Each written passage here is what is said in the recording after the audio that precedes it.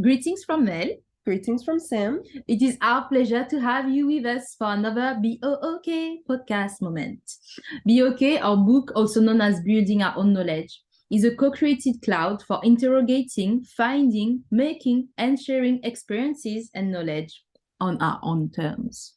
This podcast is brought to you by the labor of love of B.O.O.K working group members Sim Mendes and Melisandre Varan. The music carrying us through is by B.O.O.K working group member and commissioned artist Samir Saunders. Samir brought their sonic waves to its final form by reading All About Love, New Visions by Bell Hooks. We thank our loving ancestors for using our beings as vessels. We hope you whine or wave with this DIY podcast as much as we do.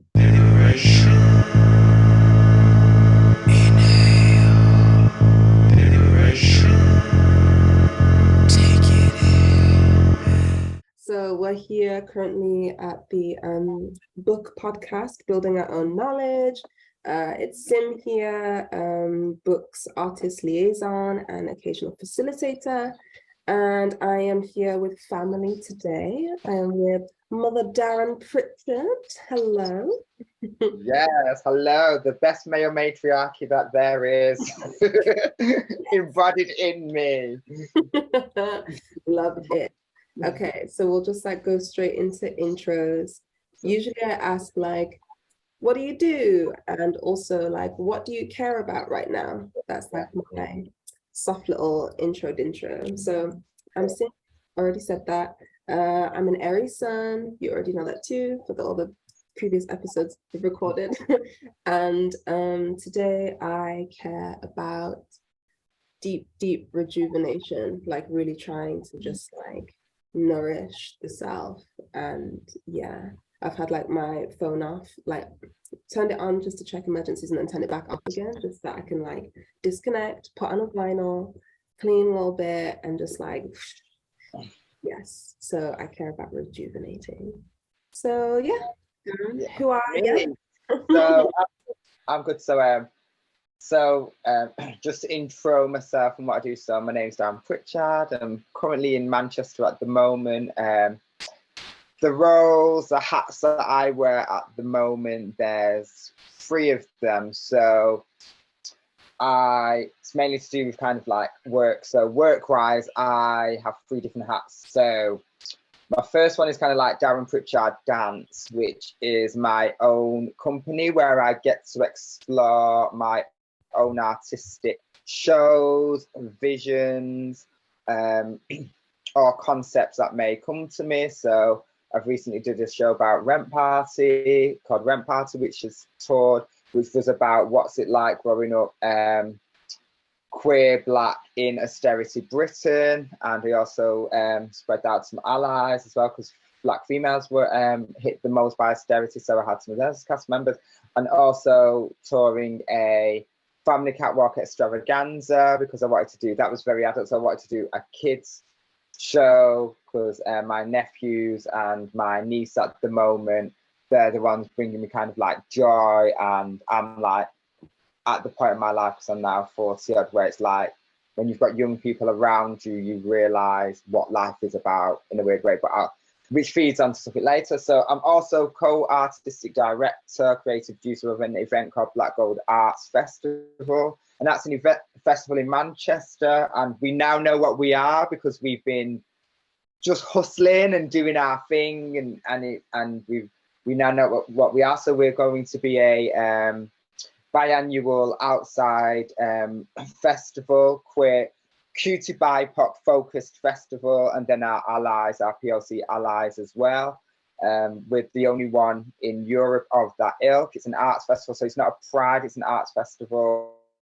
So we had amazing drag queens, we had musicians, we had dancers, strollers, full-on performative shows outside, poets, the whole remit of the arts. So that's as my second hat. And then what I'm known for most around the country at the moment is my stuff with Ghetto Fabulous, formerly a House of Ghetto, which is which started out as Vogue balls, but then evolved onto something else. which kind of was these catwalk extravaganzas, which is predominantly, again, which is a through line for Roma work, a QT space for us to share Black queer joy. And that's where I'm at the moment. I just want to do, in my own personal life as a person, I want to be empathetic, compassionate, and share the most amount of joy. And I'm now doing that in all the work. So it threads through my work and also where I am. So that's where I am, whether it's loud joy, quiet joy, or and the hardest one is finding my own inner joy, which is always the hardest, is finding your own peace and your own joy. So that's where I'm at. And authentic joy, not just kind of like, oh, I feel a bit happy today, but that deep. And joy can come in that kind of like, with me, it's just being mindful and being still. Let me find joy in that. I don't do that, and it's to the detriment of my health sometimes. So I just got to be in that place. Oh my gosh, I felt it all so deeply. And also, Darren put on an extravaganza this past weekend, and I was walking, and it was fantastic, and it was in Birmingham. It was like the most joyful, like, honestly, when you say like deep down joy and also inner joy, and like being able to do things in those spaces that really bring out like inner child, inner joy, like things that you don't get to explore in your day-to-day life, and like your like alter egos and things that you want to implement in your everyday, but you can like put it on the stage and like feel safe, you know. So definitely feel what you're saying about joy. Yeah, so I am gonna offer you to read your extract first. Yes. And then I'll read mine. So just a bit of context of this extracts. Like, I was very, very fortunate, little story behind this quote, that when I was about 12 or 13, I had a friend who didn't do well and function in school, and they sent her to a place called B.O.O.K, which was, it'd be like not approved today, a pupil referral unit, but what it was especially for Black kids. And because I could really center my friend, they said, she asked could I go along with her. So I went along, and what it was actually, they actually taught you African studies.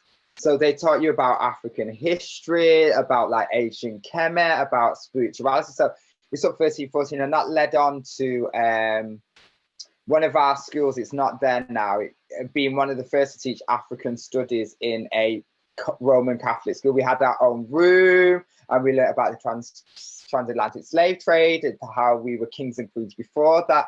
So it was really, really progressive. And their thought behind it was that if we empower these young Black and brown children to know their history, they will function better in school and the rest of society. Obviously, leadership's changed, and this is where I discovered the works of kind of like Frederick Douglass. I was going to do James Baldwin, and I thought no, and I have lived by this mantra, or by this kind of quote, especially the first part of the reading and the quote, and I always refer back to it when it gets a bit hard, so I'll just get into read it, but that was a bit of context. So Frederick Douglass: those who profess to favour freedom yet depreciate agitation are people who want crops without ploughing the ground.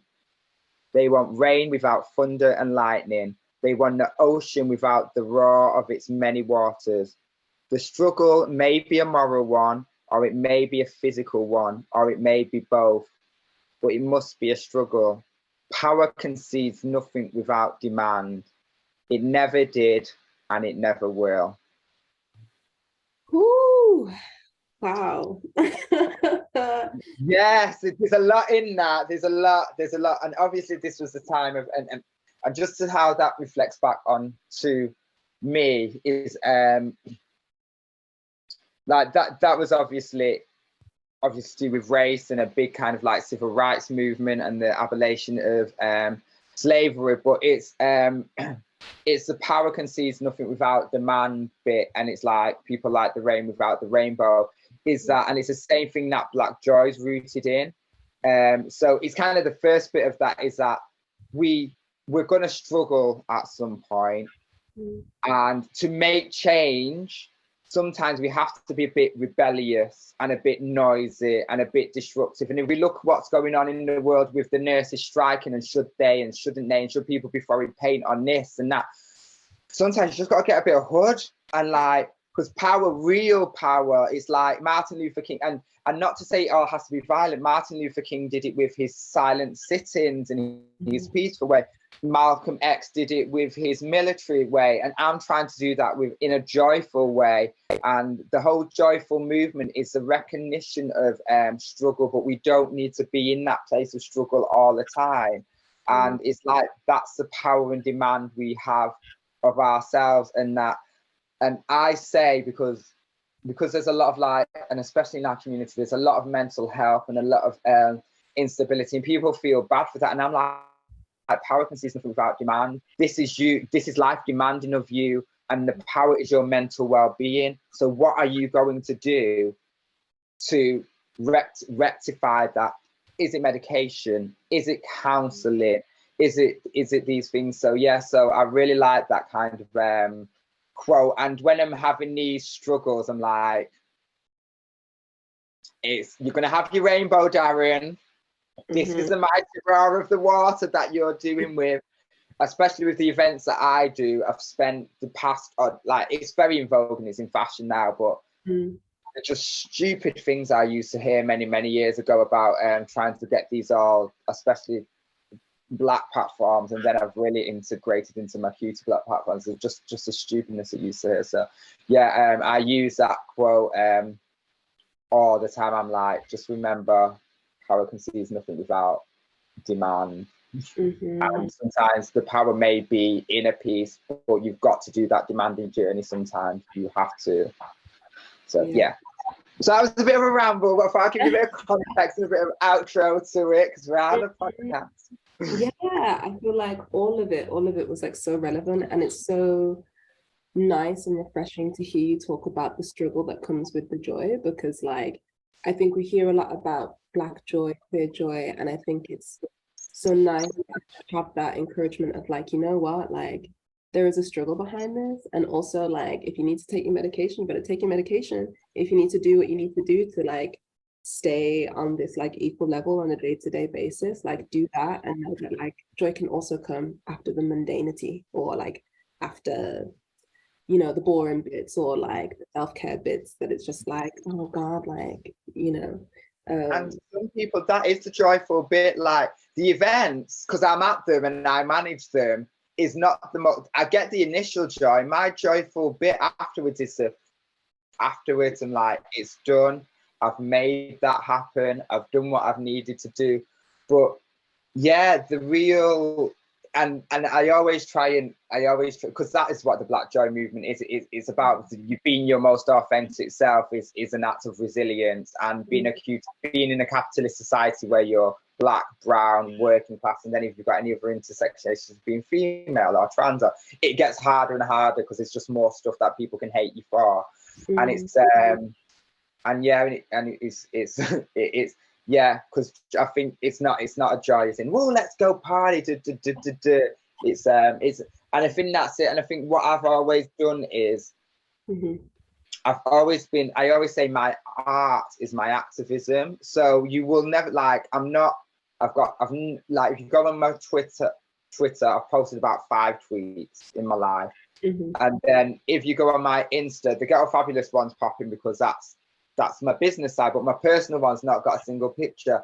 And that's because when I do a Catwalk Extravaganza, or I do a rent party show, or I do the Black, that's my political statement. And there's struggle in getting those things up. And this is one thing when I mentor a lot of artists, I was like, sometimes you don't, I said, being you and being an artist is a struggle enough.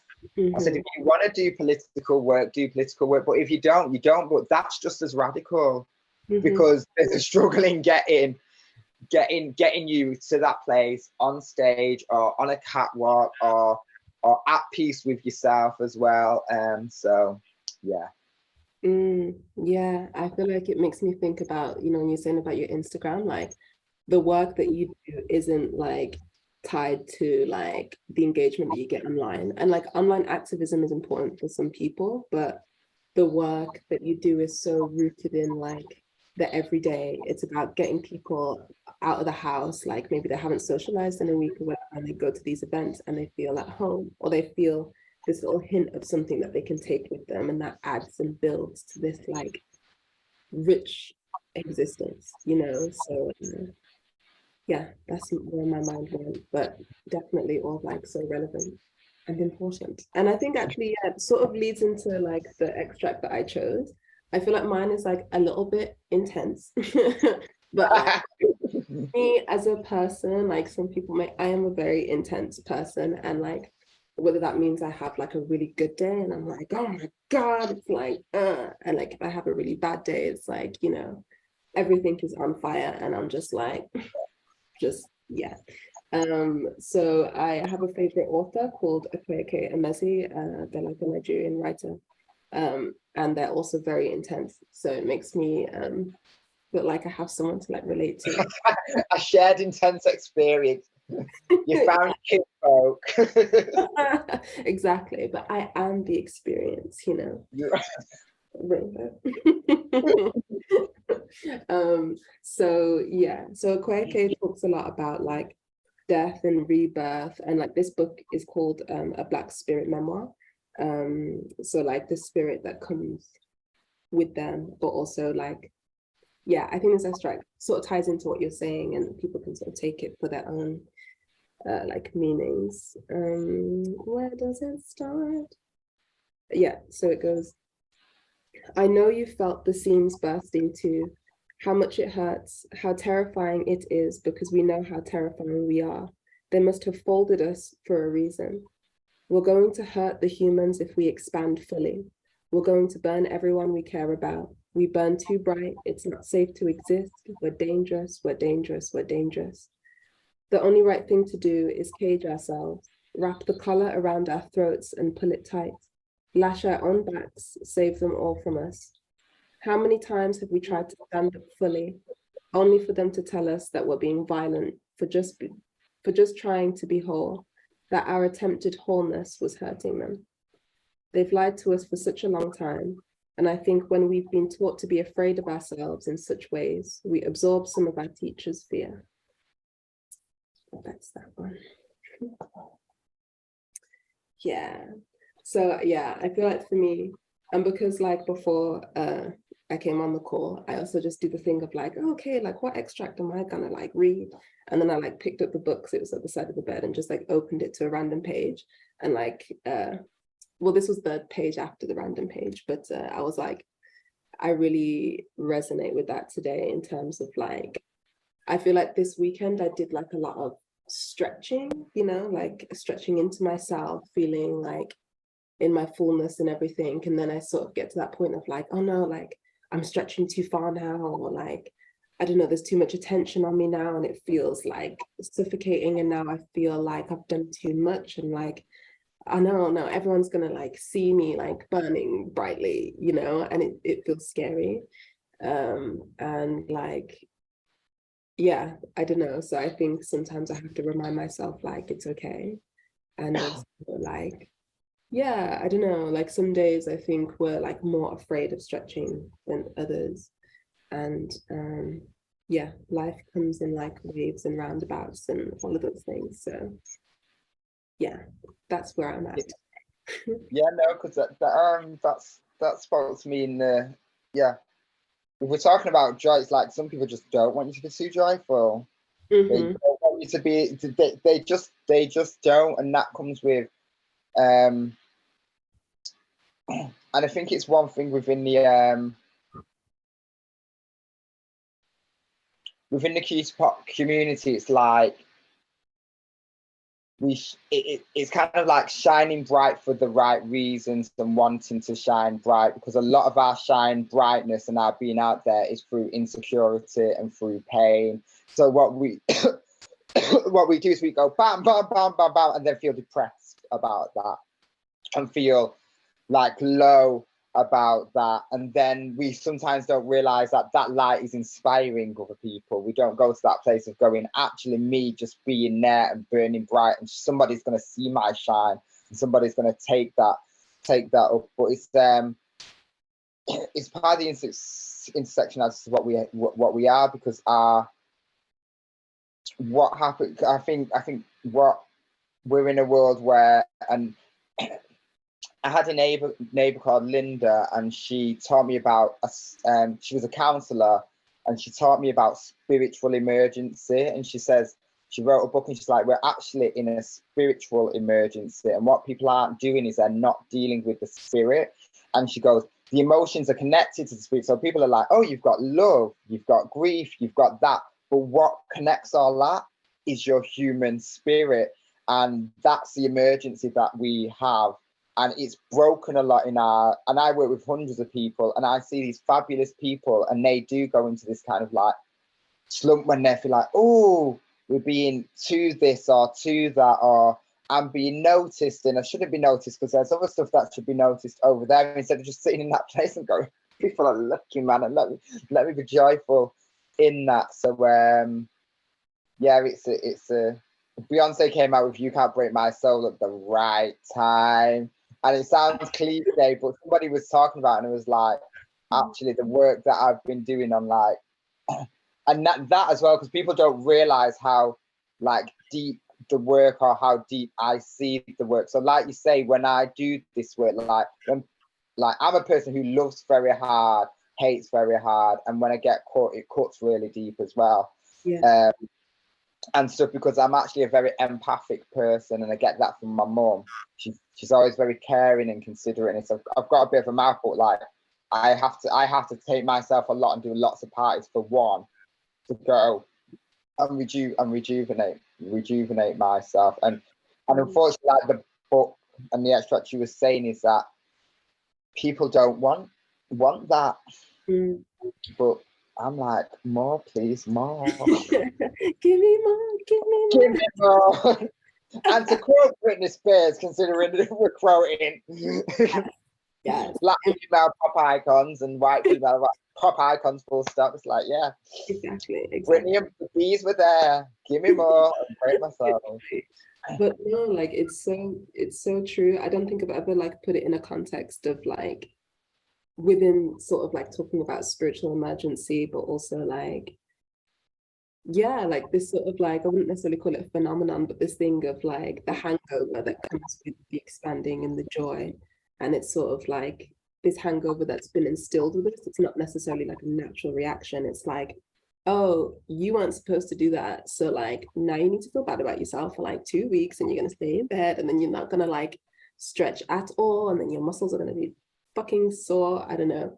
But yeah, it's really interesting, this thing that we hold on to that is yet to be unlearned, like this little niggling thing, you know, of like, yeah, like you have to do that thing, and like you can be tired and exhausted on the thing, but you don't need to feel bad about stretching and making others see your light, because like you don't need to hide it, you know, like sounds so cliche, but it's like we really don't need to hide it. I think sometimes we it's not cliche at all. It's like the self-saboteur in the cutie BIPOC community of like, and there's no coincidence that some of the most talented and I know talent's subjective, but those that are born with that gift of talent to do something are generally the ones that sabotage themselves the most, because they just can't. They've been given a gift from life to share that talent, and they was born into it,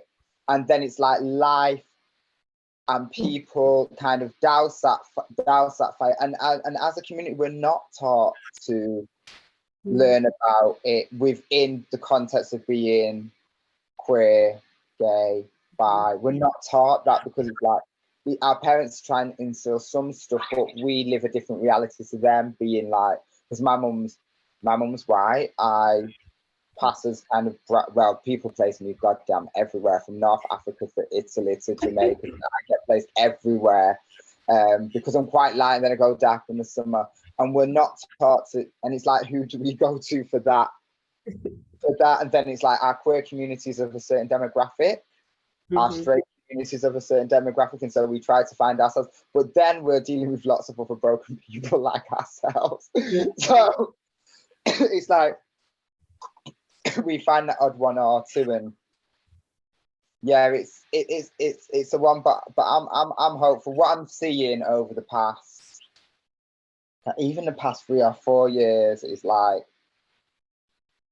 I'm happy, like the way the rise of our community, and No, yeah, I'm hopeful. yeah, same. I feel like it's knowing that it's really slow, deep work, you know, but like the people that started doing the work maybe before I did, and then the people before me, all of it is now like you see like a tiny little sprout, you know, and it's like, you know, like all of these roots that we're trying to like instill now. And like you say, like with the joy and like with the soul work and with the acknowledging and just burning, and like how does it feel to sit in your own fire for like more than 2 days? Like all of that builds into this hopeful new world that I think we're all trying to build. So yeah, that is a nice lead on, probably, but also maybe not, who knows, into the first question, which is, who was waiting for you to be born? I think probably every person that I've encountered in my life that loves and hates me. I think getting on my kind of like my spiritual gifts. I am a firm believer that we're all born pure and we're all born into life, and then life can corrupt you or not corrupt you, and then that every person that I've loved, not loved, have hated me, has been a lesson on me, and whether I've chose to learn that lesson or not, it was meant to be in my life, because I'm a big believer in like everything does happen for a reason. And if there's people that have met me that I'm supposed to teach lessons to, if they've loved and liked, hated me, or been indifferent to me, and whether they learn that lesson from me in me, because I do believe we are, to steal from Ricky, like Russian dolls, all inside one another, interconnected. So yeah, so I think not the world, but I think the people that have encountered me, whether they have loved, lusted, hated, indifference, I think they were the people that were, or the spirits that were waiting for me to be born. Wow. God damn. I feel like there's so many like nuggets, and this conversation's feeding my soul right now. Thank you. I'm and this is feeding mine as well, because people don't see this. The work I do, and this is what I'm like. The work I do comes from that 13, 14-year-old who learned that I was not, my Jamaican family weren't just slaves, they were kings and queens. That's the place that I kind of come from, and it's like, and it's broken, so it's deep and it's spiritual, because people don't see the stuff around it. They don't see, like, we've had many deep conversations. I have many deep conversations with the many different houses and the communities and stuff, and it's like, is all my events are about at the end is the kind of like, they're the smallest, they seem like the biggest part, but that's the smallest part. And I think I was talking about to analogize it, in the bus journey down to like Brum was probably more spiritual. It was really, because we were there as a community in a bus, very old school, and then we had the topping of seeing all these my Birmingham friends, and it was like, the cities ain't keeping us apart. Did you get what I mean? And stuff. So yeah, the stuff I do, and that's why I bring on Ricky. And he was like, from the 80s and 90s, he called himself the Love Ninja, and was creating and always bang. And he has his positive. If you ever follow him on Facebook or Insta, he's just pure positive manifestations every day on his Facebook and his Insta, and he's like a love ninja. And I was like, that's the spirit that I work from, and that's why when people come to those events, they do have a spiritual experience. They're like, what is that I've just thought? I was like, it's the spirit of joy and freedom and unapologeticness, and the people that I curate and I put on those, I know are gonna resonate that. And like you say, it's deep work, and that's fruition of me being 20 years of an industry that slowly just come out, because it's not happened overnight and stuff. But yeah, I think it's when you lead from the spirit, and that's the side that people don't see or I don't talk about within the work, because I think it's quite sacred. It's like that spiritual side of it, and some people just don't get it. So I'm like, I'm not gonna waste. Yeah.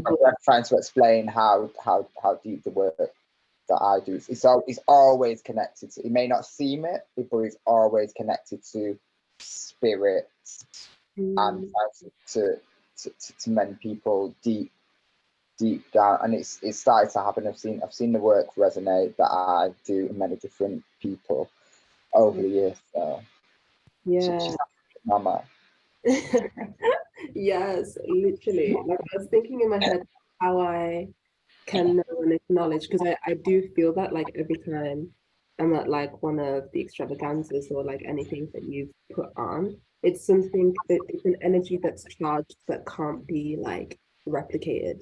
You know what I mean? Like if someone were to try and copy that, it would be so hollow. And I've seen people try, some people try, and it's like you can't, because the way that like spirit is in there first, like you say, and it spreads into everything. You know how you're saying he was waiting for you to be born, it's everyone around you. It is like that light that seeps, you know, sort of like a map, and it's like stretching out further and further outward.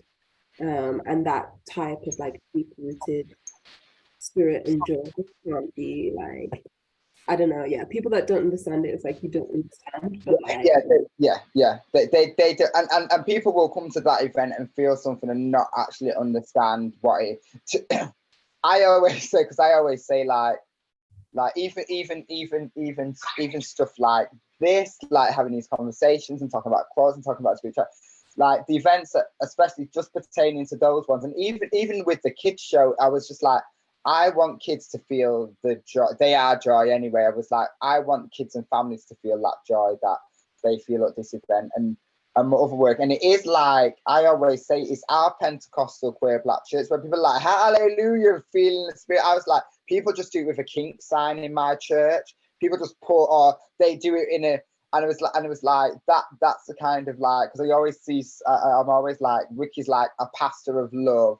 And then you've got his congregation that are round and showing up, and then it's like this congregation which is made up of many different people who we're not going to judge for who they are, and it's like you bring yourself to the altar and we're going to praise you no matter what. And you've just got Ricky, and then I'm just the one who's like, I see myself as like, if it was in a Catholic church, like the nun who gets everything ready and like does the flowers and cleans the pews and makes everything there, and then I set out the stall and it's like really out there and stuff. But I think it's been deliberate, and even the choices I've made in kind of like going away from one scene into another, and people don't realize that was on consultation with loads of different people and talking to Ricky and talking to the community. Like, is it right? Should we be doing this? Should we be in this space? Should we be carving our own space? And then it got to the point where I was like, actually, what can I do and feel comfortable with me on a platform of giving people the most spiritual experience or the most kind of the most joyous experience that I can? And it's just like, and like you said, and it's like, I've seen it try to be replicated, but I'm really like, it's like I always say that you can't replicate authenticity. You just can't. You just can't. And like every person on that platform is, I'm at the age where I'm like, I just want to be around nice people, and I don't care what issues they've got, because generally it's like, we've all got issues, we've all got things, but are they genuinely nice? Because if you get that many nice people in a room, it's like, oh, one sec, the spirits have put the television on for some reason. How did it turn on? 1 second. I don't even know where the remote is. How did that come on? Oh my gosh. Yeah, wow. My telly just turned itself on. Wow. Yeah, but yeah, the work I do is based on like it because I know like afterwards the euphoria that it can bring people, and as queer Black people of color, we just don't feel that a lot. Mm-hmm. We just don't. We just don't. I don't like, to get what I mean. It's like people are like, oh, I was like, listen, I have my days where I'm just like, I need 4 days to do nothing, be around no one, languish, eat, just watch stuff, try to switch off, and then recharge myself and do that work so I'm able to bring my best self forward. Yeah, definitely. I feel like there's like so many things that you said that I would love to be like, oh my God, and this and that and that. But I'm just gonna be like, you know what, I'm gonna listen to it back because it's a podcast. And I'll like play it whilst I sleep. Like yeah, all the positive energy. And like, yeah, knowing that something can't be replicated, it can't be, redesigned in a way without that intention and that like love that goes into it. Because honestly, like, yeah, sometimes I cut the cords with like some people that are trying to politicize or they're trying to like convolute what the message is, and the message is very clear. You know what I mean? And leading with that message is like, yeah, the best thing. But let me not speak in like riddles and raps. Question last. So who's going for you to be born, and who is holding you tight for you to grow? Say that once again. So who is holding you tight for you to grow? Oh, one is, and it sounds kind of, one is my mum. Like, my mother is the most amazing person because she went through so much. I don't know. Wasn't even life, and some of the circumstances that life put her in were not the best. But my mum always still smiles and is always very caring and is always very compassionate.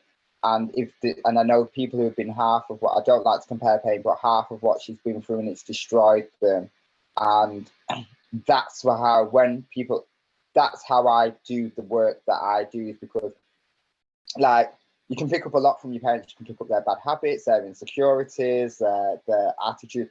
One of the things that my mum, which is a blessing and a curse, is why I am very empathetic and I think caring and compassionate with people, is because of my mum.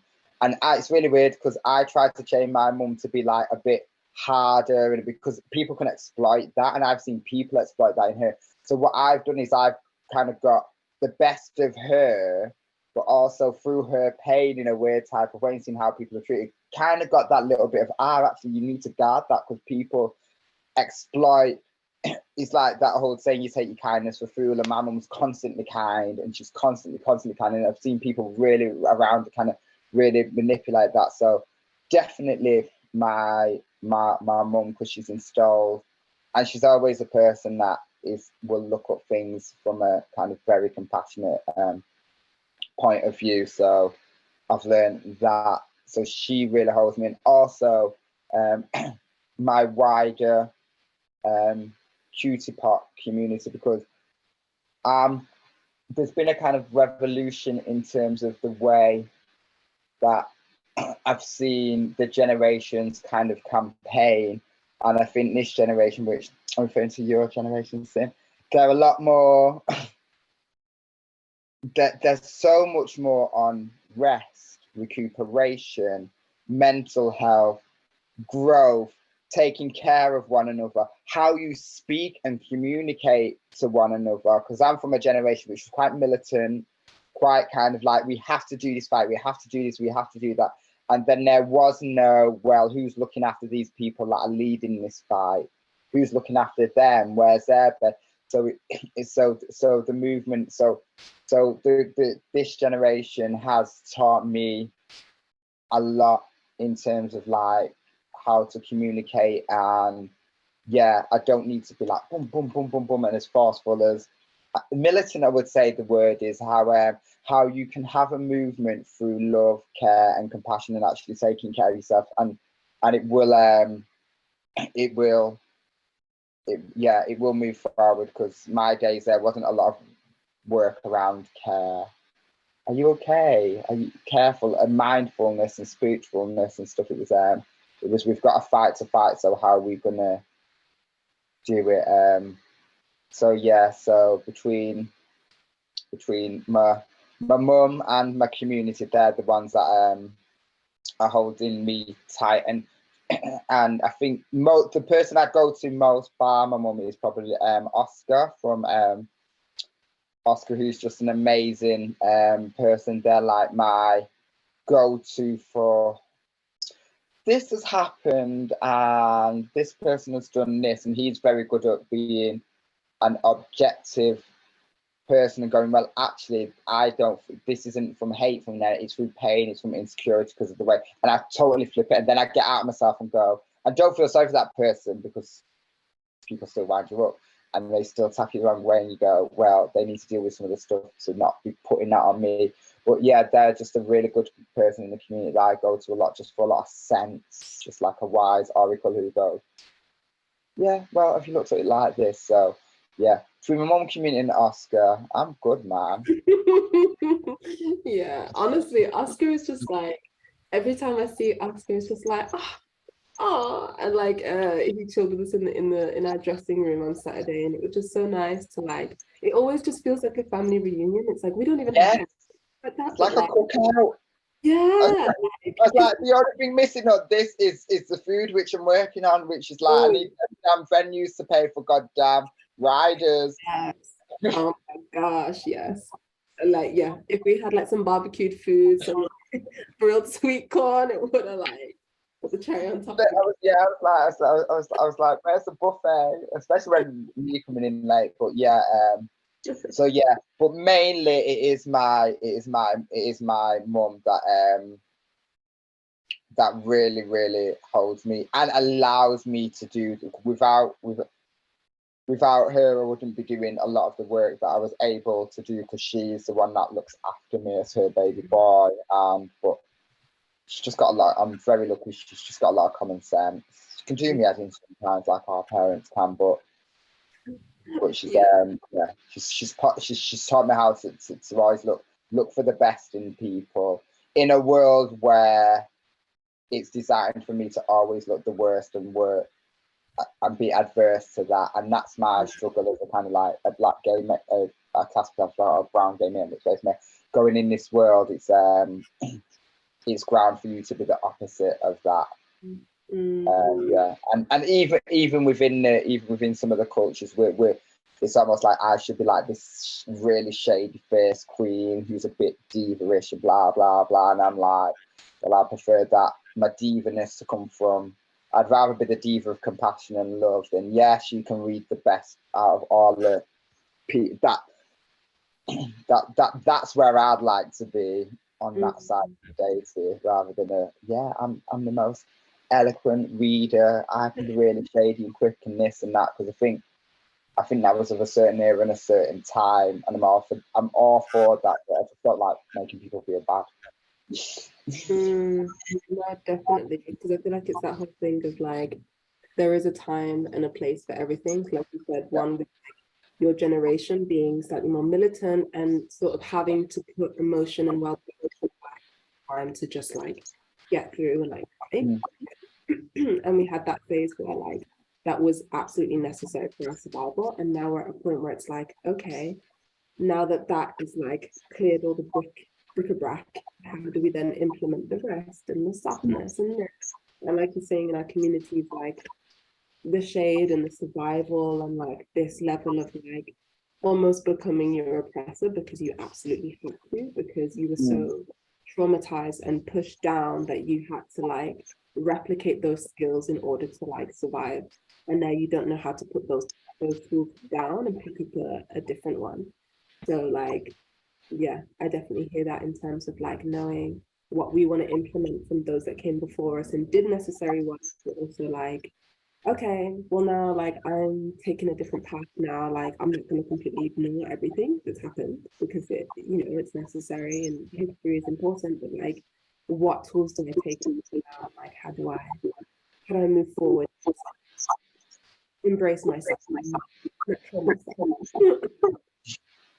Yeah, but yeah, I guess. Well, yeah, it's technically 6 minutes, but it's fine. It's fine. Yeah, so the last question would be how to create loving environments in the arts. Woo! In loving.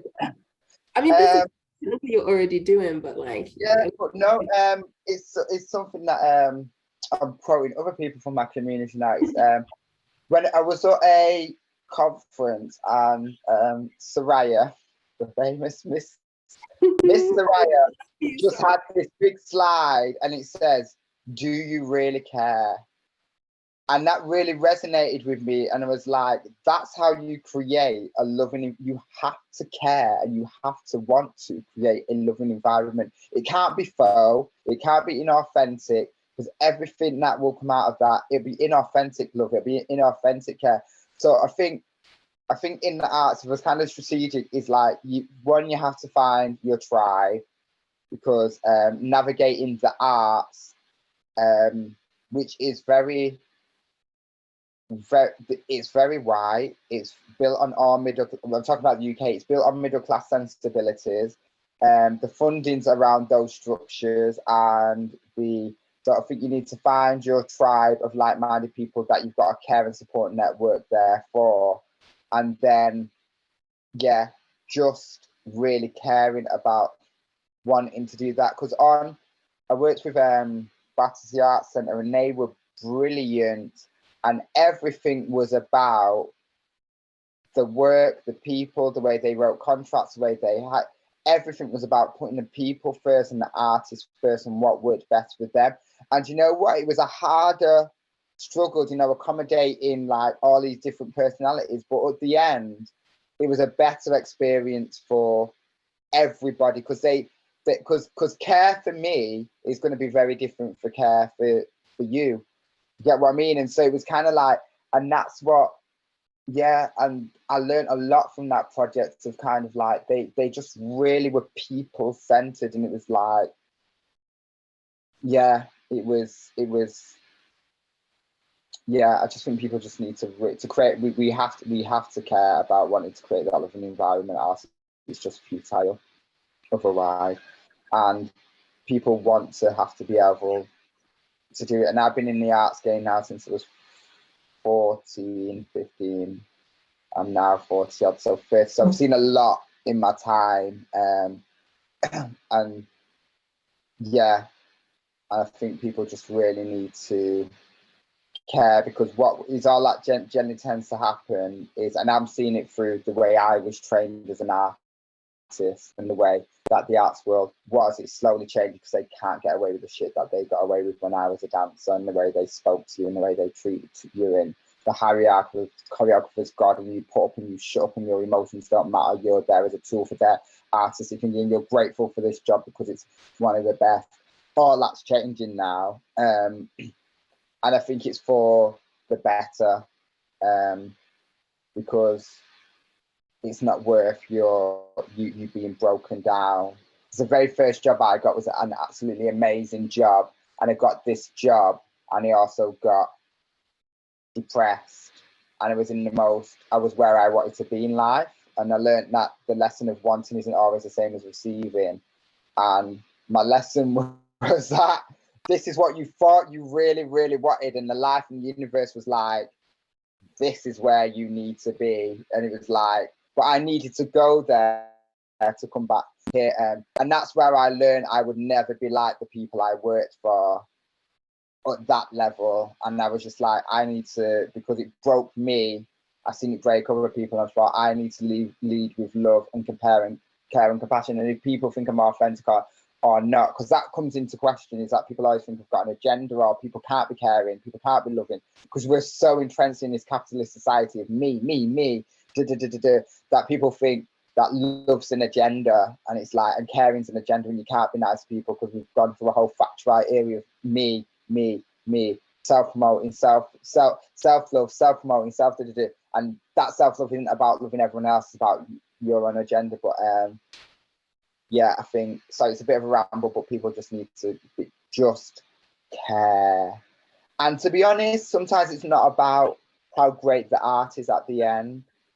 Sometimes the process and the journey can be a lot more fruitful. I've done the most amazing piece and I've hated every single minute of the process, and it's been some of the most successful stuff. And I can't enjoy the success. I can't, because I'm just like, I'm stuck in the and I've done stuff where it's like, the art's been okay at the end. It's not been, but I've had the best time, and they're the projects that I remember as well. So I think, yeah, it sounds cliche, but empathy, sympathy, care, and compassion, that's what we need for a thriving arts ecology. And I'd say that even more for us, the cute spot community, we need to be more caring, more sympathetic, because we've got so much more that's chipping away at us. We have to really be respectful of one another. Yeah.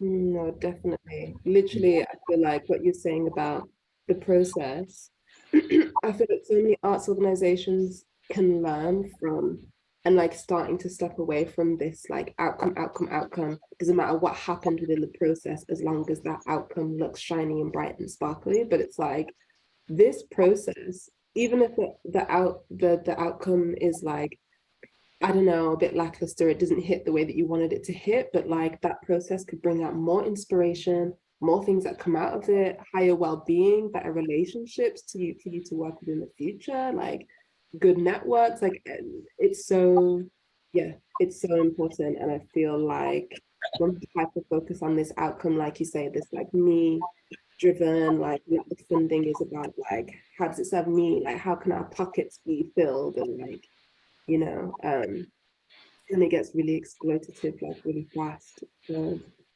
yeah, I mean, when it comes down to it, it's like, let's just care. And it's hard because sometimes it's like you look at people like, why don't you care? Do you know what I mean? And then it's just like, I don't know. And in the arts, there's a lot of them, because we're in an industry that has manifested ego, and they've manifested talent, but they've manifested talent with by any means necessary. Like that talented person, if you're at the top of your game and you're touring the world and you're doing it, that person can do anything to their performers. They can treat them anyway. And I've seen it be allowed. I've seen it in the management structures, because I was in an awful situation and I was like, this person's a bully. And I was like, is the manager not seeing it? Is the people that's really, really funding them really heavily not seeing it? It's known by everybody. But I was just like, because I was like this kid from Manchester, like this working class kid who was like, you speak to me a certain way and I want to knock you out. And that's through defensiveness and through hurtness. You get what I mean? And through insecurity, it was like, it's because I couldn't learn to process my emotions properly. I'm like, how is this being allowed? How is this abuse being allowed? And organizations do it, individuals do it. And like you say, because yeah, I've had stuff that has been about the process, and other people have gone on years down the line, and because they've had that positive experience of creating the most beautiful work. It may not have been not this time, but it's been at that time, because they've had a really firm base, and especially in our community. And it's really hard, because I just see so many, because I mentor so many, and people just get trapped at the first hurdle. I'm like, please. And then I refer back to the Frederick Douglass to go around. It was like, I know it's horrible, but power conceives nothing without demand. There's going to be a bit of a struggle, and this is a part of your struggle. It's dealing with them emails that are a bit off and a bit this. And I'm like, just think of the bigger picture. You're an amazing artist and stuff. You shouldn't have to go for it. But I was like, but then on the other end, I'm like, if those people cared, you wouldn't be dealing with people like that, and you wouldn't be residually making people feel like crap. But care. Gosh, yeah. Yeah, honestly, I feel like, yeah, I don't know, like I have minimal words because I feel like this talk has been so nourishing. One, I feel like it's exactly what I needed to hear at this very moment in time. And two, it's always just good speaking with you because I feel, like you say, a lot of people don't hear what the methodology is and the thought and the love and the care and intention that goes into everything that you do. You know, yeah, like it's such important work, and you've definitely like changed my life in more ways than one. So Oh, don't say that because I start bawling now. Don't do that. I'm just like, I spent like, you've got me at the last one. I managed to get myself at this one. I was like, no. But what I say is, like, it's like and it's not blowing my own trumpet. I say I'm the first leg of a relay, and I can pass you the baton, and you can run with it. And some people pass the baton to stay there. Some people run back to the starting line, and some people run. But I'm like, that's all I do, because the rest of the hard work is on the people that are moving forward. Like yourself, you've moved forward and you've done so much. I can only do that and create. It's all I do is I create a platform and a springboard, and it's what people do with that. So I think when people say, I think no, you've allowed the change to happen. You get what I mean? A lot of people don't. They have people in their lives that could change their lives, and they just shut it down. And it can be through hurt, it can be through pain, it can be through trauma, and have all the opportunities in life, and they just don't run with it. So you've changed your life. You get what I mean? Is all I've done is gone and a voice note every now and then. I'm gonna maybe minimizing the work that I do, because I do hear it a lot. I don't take. No, I'm just like I've passed you the baton. I've give you my knowledge of how many years, and if you want to take it, you take it. And I'm lucky now that I'm thinking a lot of this Q-Spot generation are now open to it, because they're now. And whereas a lot before, it was just everyone was in competition, everyone was damaged. But this next generation are like, we do. And a lot of them research history. Like I've seen this big resurgence of like. Yeah, I'm learning about my Q-Spot history from new generation. I was like, I don't know these people. I did Audre Lorde. I was like, I watched a documentary because I was like, and you're rediscovering these people, and I'm like, did I miss? But I say I'm just a little bit younger, but it's like, because when it's just happening, you're doing your life, and all these people are rediscovering people. So it's but no, thank you. I'm glad that I hopefully made a positive change. Definitely. Like you say, like this cycle keeps going, like this region. Inspiring people. This what you're doing is podcast and the artist movement in Birmingham. You're inspiring people that you may not know. Well, I try sometimes, only on Tuesday afternoons.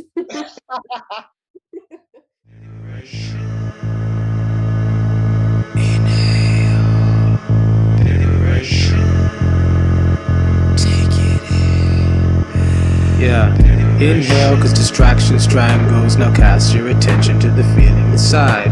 If you see flames and don't fear the anger, trust the heat burns with love for life. Yeah, I frantically examine the consequences of apathy happening haphazardly. Class clash fatalities. Is my capacity stacked, or is that reality black? I need some time to react. I can't process the wrath. Adorning adrenaline, slaughter says humility.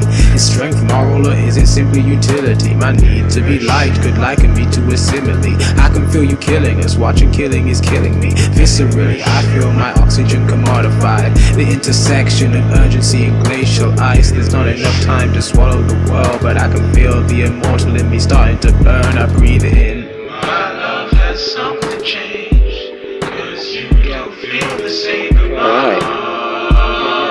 Is that everything?